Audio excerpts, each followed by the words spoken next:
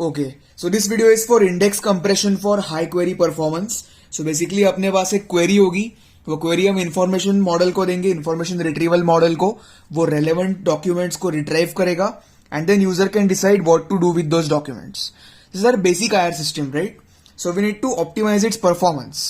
And like we already know कि जो भी data होता है IR के system में वो inverted index के form में stored होता है, जिसमें word को अपने posting list के साथ map किया होता है, उसे बोलते हैं हम इन्वर्टेड इंडेक्स. इस तरीके से आईआर में जो होता है पूरा डेटा स्टोर्ड होता है. सो अगर हमें इसे ऑप्टिमाइज करना है तो इस इंडेक्स को भी हम स्टोर करते हैं कहीं पे कि जब भी कोई क्वेरी फायर करेगा तो उस क्वेरी को हैंडल करने के लिए we have an inverted index. तो इस इंडेक्स को अपने को कंप्रेस करना है. Why? Because it is very simple कि जब कोई क्वेरी देगा तो जितना छोटा इंडेक्स होगा उतने जल्दी से एफिशिएंटली रिट्राइव कर पाएंगे डॉक्यूमेंट्स को. तो जितना अच्छा अपना इन्वर्टेड इंडेक्स सेट है, जितना कंप्रेस्ड वो है, उतना इजीली और कंप्यूटेशनली चीप वे में हम वो डॉक्यूमेंट्स को निकाल पाएंगे. So that is why this inverted index needs to be compressed. उससे क्या होगा? तो सबसे तो पहले कि जो स्टोरेज रिक्वायरमेंट है वो कम होगी आईआर में. अगर इसे कंप्रेस करके स्टोर करेंगे तो आईआर मॉडल की जो स्टोरेज रिक्वायरमेंट है it will reduce. This is the first advantage. Second advantage is that it will reduce the disk IO overhead. Disk IO overhead मतलब क्या होता है कि बहुत बार जो इन्वर्टेड इंडेक्स होते हैं वो एक डिस्क में स्टोर्ड होते हैं और जैसे जैसे वो लगेंगे उन्हें हम अपने मेन मेमोरी में इंपोर्ट करते हैं. तो फिर डिस्क का जो आईओ होगा वो भी रिड्यूस्ड होगा क्योंकि इंडेक्स को हमने कंप्रेस करके स्टोर किया है. And the third thing what would happen is that the query performance will be improvised.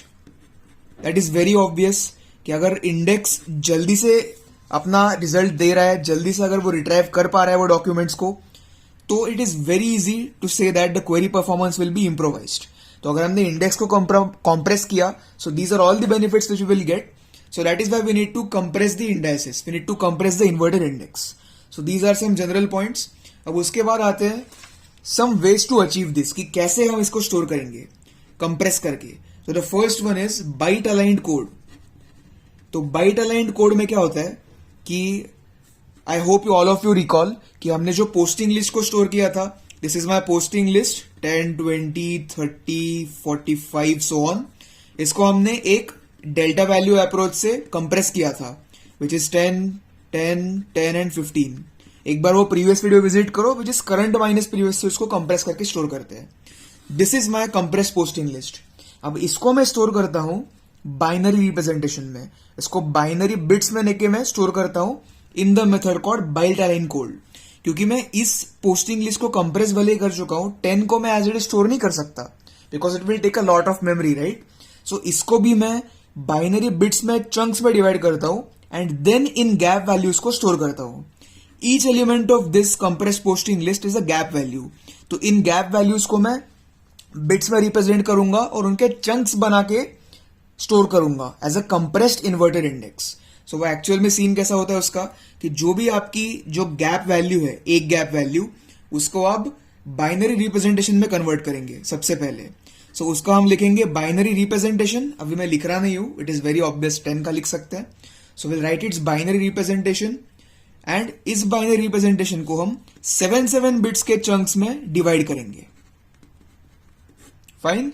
So suppose I have a random this binary representation. Suppose कुछ ऐसा है मेरे पास 1 0 0 1 0 सो ऑन सो फोर्थ. तो मैं क्या करूंगा कि इसे 7 बिट्स के चंक्स में मैं डिवाइड कर दूंगा.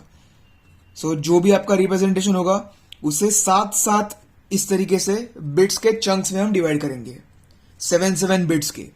और फिर हर एक चंक के आगे हम एक फ्लैग लगाते हैं. उस फ्लैग को हम बोलते हैं कंटिन्यूएशन फ्लैग. कंटिन्यूएशन फ्लैग, इसका पर्पस मैं बोलूंगा अभी. तो ये कंटिन्यूएशन फ्लैग ऑब्वियसली 0 या फिर 1 होगा. तो 0 इंडिकेट करता है कि जिस डेल्टा के लिए आप लिख रहे हो ना उसके चंक्स अभी आगे आने वाले हैं. तो सपोज यहां पे अगर मैंने 0 लिखा, इसका मतलब कि जिस गैप के लिए आप लिख रहे हो, क्योंकि आपने चंक्स में डिवाइड किया है तो हर एक डेल्टा के बहुत सारे चंक्स होंगे. तो हमें पता होना चाहिए कि अगला वाला जो चंक है वो इस वाले डेल्टा का पार्ट है या इस वाले डेल्टा का पार्ट है. So for that we have this continuation bit. अगर ये 0 है इसका मतलब ये दोनों भी चंक्स जो हमारे एक गैप वैल्यू को बिलोंग करते हैं. बट सपोज अगले चंक के पहले I have 1 and followed by the 7 bits, तो इसका मतलब कि 1 है यहाँ पे, इसका मतलब जो आगे के 7 चंक्स मतलब 7 बिट्स है, आगे का जो चंक है it belongs to a different delta value. So उसका मतलब वो होता है। So this is a flag या फिर कंटिन्यूएशन बिट बोलते हैं इसको, कंटिन्यूएशन फ्लैग बोलते हैं, जो कि बोलता है कि जो चंक्स है वो पहले वाले डेल्टा में या फिर अगले वाले डेल्टा में, मतलब करंट डेल्टा में या फिर अगले डेल्टा में। तो इस तरीके से हम 7 बिट्स के चंक्स में डिवाइड करते हैं अपने गैप वैल्यू को, और उसके साथ एक कंटिन्यूएशन फ्लैग या फिर कंटिन्यूएशन बिट लगाते हैं।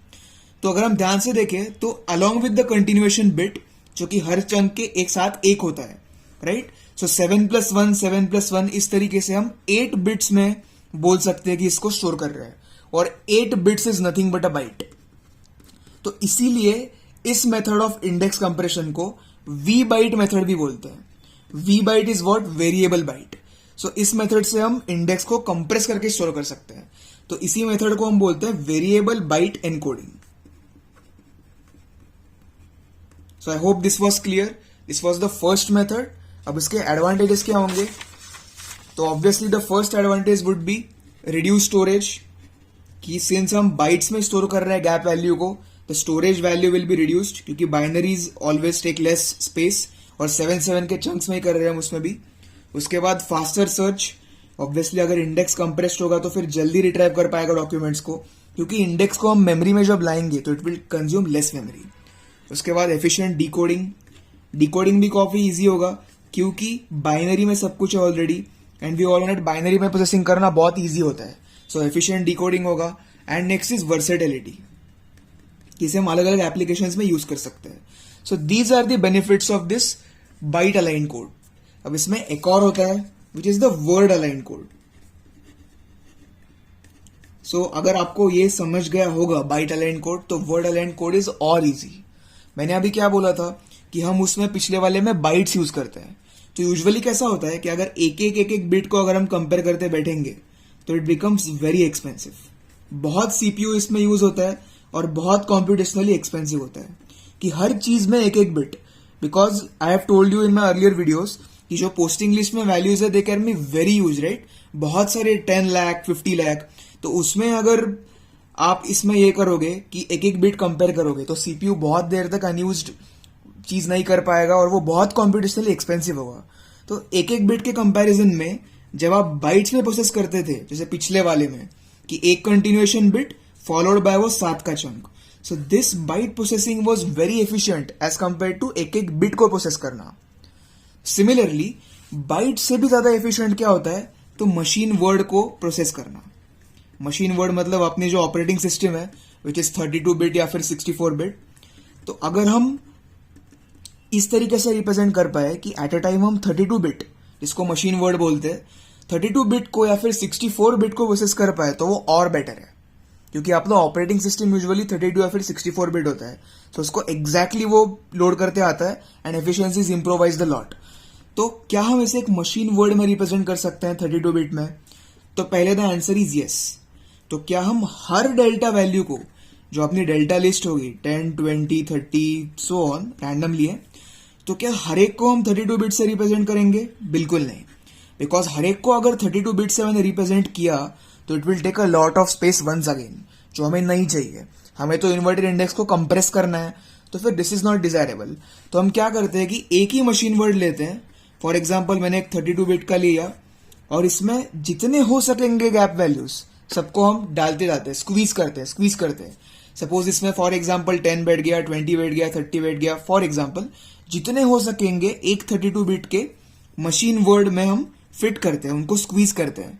जितने हो सकेंगे उतने हम उसमें स्क्वीज कर देते हैं। सो this is the machine word, this is the word align code. पर अब इसमें प्रॉब्लम क्या है कि सबको हमने एक इसमें डाल दिया, अभी सभी डेल्टा वैल्यूज इसमें आ गए। तो जब हम इसको डिकोड करेंगे तो पता कैसे चलेगा कि इतना पार्ट 10 का था, इतना पार्ट 20 का था, इतना पार्ट 30 का था? It is very difficult to determine, right, क्योंकि सब आपने 100, 101 कर दिया है। तो कुछ पार्टीशन के लिए एक मेट्रिक होना चाहिए कि भाई इतना पार्ट 10 का था, इतना पार्ट 20 के लिए लिखा था, इतना पार्ट 30 के लिए लिखा था। तो पार्टीशन का कुछ मेट्रिक होना चाहिए। तो इसीलिए इस मेथड को कैसे करते हैं, यूजिंग द, इस टेक्निक को बोलते हैं simple 9 technique. Simple line technique मतलब क्या होता है कि बेसिकली यहाँ पे जो आपके पहले जो 4 बिट्स है वो 4 बिट्स को हम यूज करेंगे एज फ्लैग्स, कि पहले जो आपके 4 बिट्स होंगे ये 4 बिट्स को हम यूज करेंगे ये बोलने के लिए कि पार्टीशन कहां कहां पे हुआ है। तो 4 बिट्स में we can represent very large values, क्योंकि 4 बिट्स मतलब काफी ज्यादा वैल्यू हम रिप्रेजेंट कर सकते हैं इसमें। तो ये 4 बिट्स बताएंगे कि पार्टीशन कहां कहां पे हुए थे, कि 10 कहां खत्म हुआ है, 20 कहां खत्म हुआ है। तो ये पता चलेगा उन 4 बिट्स के हेल्प से। एंड आगे अपने पास जो है वो सारे 28 बिट्स ये स्टोर करेंगे ज्यादा से ज्यादा डेल्टा वैल्यूज को। So I hope this is perfectly clear कि पहले 4 बिट्स रिप्रेजेंट करेंगे पार्टीशंस, आगे के 28 बिट्स रिप्रेजेंट करेंगे एक्चुअल डेल्टा वैल्यूज को। सो इस तरीके से हमने इन्वर्टेड इंडेक्स को कंप्रेस करके स्टोर किया, जिससे मैंने जो स्टार्टिंग में बोले वो सब बेनिफिट्स हम पा सकेंगे। And the last one is table driven decoding. So the last one is table driven decoding. Index compression में हम 3 टेक्निक्स देख चुके हैं, this is the third one. So table driven decoding, तो इसमें बेसिकली क्या होता है कि like I said bit by bit अगर हम कंपेयर करेंगे किसी भी चीज को तो इट इज वेरी एक्सपेंसिव। अगर बिट बाय बिट करने को जाए तो it is very very expensive. उससे अच्छा हम क्या करते हैं, कुछ प्री कॉम्प्यूटेड टेबल्स यूज करते हैं, प्री कॉम्प्यूटेड टेबल्स। अब इसका पार्ट है डिकोडिंग में, मतलब सपोज अपने पास कुछ पैटर्न है तो हम स्टोर करते हैं कि इस पैटर्न का कोडवर्ड ये है, एक मैप की तरह इस पैटर्न का कोडवर्ड ये है, और कोई पैटर्न होगा तो इस पैटर्न का कोडवर्ड ये है और उसकी लेंथ ये है। सो हम ये पहले से प्री कॉम्प्यूटेड टेबल्स में स्टोर करते हैं ताकि हर बार अपने को बिट बाय बिट चेक करके एक्स्ट्रा सीपीयू को मारने की जरूरत नहीं है। This is table driven decoding. तो इसके बेनिफिट्स क्या होंगे, जैसे मैंने अभी बोला रिड्यूस सीपीयू ऑपरेशंस, सीपीयू बच जाता है इसमें क्योंकि बिट बाय बिट नहीं देख रहे, पैटर्न एक साथ देख रहे हैं, मैपिंग किया है हमने, प्री कॉम्प्यूटेड है अपने पास कि इस पैटर्न के लिए ये कोड वर्ड, इस पैटर्न के लिए ये कोड वर्ड। तो डिकोडिंग में it is very easy. Second one is what, it is very faster क्योंकि हम ग्रुप में प्रोसेस कर रहे हैं rather than bit by bit. And third is it is scalable, ये काफी स्केलेबल होता है और हम पैटर्न्स को अपने हिसाब से मोल्ड कर सकते हैं। सो पहले जो हमने देखे थे विच इज बाइट अलाइंड, उसमें हमने बाइट्स में एनकोड किया था डिकोडिंग इजी करने के लिए। वर्ड अलाइंड में हमने वर्ड में एनकोड किया था मशीन वर्ड में इजी डिकोडिंग के लिए, और इसमें इजी डिकोडिंग के लिए हमने टेबल्स यूज किए विच is the table driven decoding. क्योंकि हमने जो अभी तक पहले देखे थे पैरामेट्रिक कंप्रेशन, नॉन पैरामेट्रिक, उसमें हम सिर्फ कंप्रेशन की बात कर रहे थे, कंप्रेशन या फिर सिर्फ कोडिंग एनकोडिंग की बात कर रहे थे। बट जब हम कोड आपने दे दिया उसको, सपोज मेरा नाम है उसे मैंने कुछ कोड दे दिया 1000, पर जब इसे रिट्राइव करना होगा तो वापस भी तो 1000 से ऋतुराज करना है, दिस प्रोसेस इज डिकोडिंग।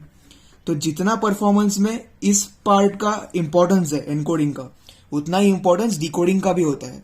और ये जो मैंने अभी 3 मेथड्स बोले, इन 3 मेथड से हम डिकोडिंग का परफॉर्मेंस काफी हाई कर सकते हैं, और इसकी वजह से अपना पूरा जो ओवरऑल क्वेरी परफॉर्मेंस है इट बिकम्स वेरी हाई। इसीलिए वो टॉपिक का जो नाम था it is index compression for high query performance.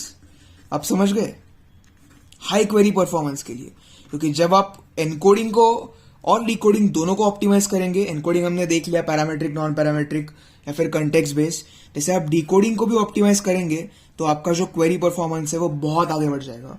और उसको ऑप्टिमाइज के लिए we have used index compression. So this was all about index compression for high query performance.